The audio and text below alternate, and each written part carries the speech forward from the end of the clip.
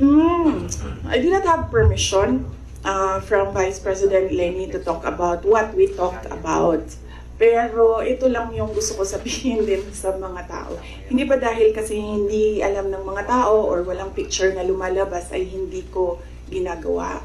Isa sa mga tasks na nilista para sa akin dito sa Office of the Vice President is to visit former Vice Presidents doon sa mga residences nila. Ang una kong nabisita, syempre, hindi alam ng mga tao kasi wala namang lumabas na picture, but mag-excuse lang ako sa family. Binisita ko si former Chafisto Gingona, former Vice President Chafisto Gingona sa bahay nila. So, I was welcomed there by the family. Nagkausap din kami ni Sir. And then, next was former Vice President Erap Estrada. Binisita ko din sa bahay niya. Anong purpose ng pagbibisita ko? Nagpapakilala ako sa kanila. Nagsasabi ako na ako yung Vice President. At sinasabihan namin sila as former Vice Presidents, we owe it to them na kung may kailangan sila, susuportahan namin sila, yung opisina ng OVP.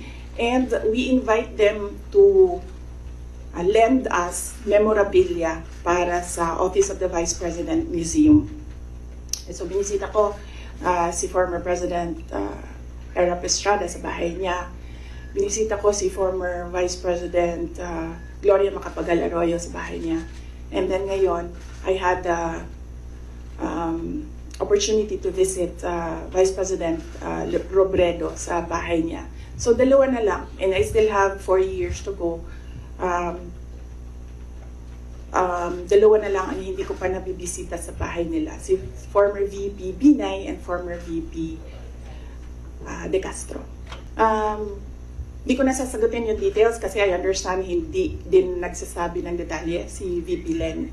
Pero i-confirm ko na nandun ako sa bahay niya. Siguro, no, as she's more senior than me kasi nauna siyang maging Vice President sa akin.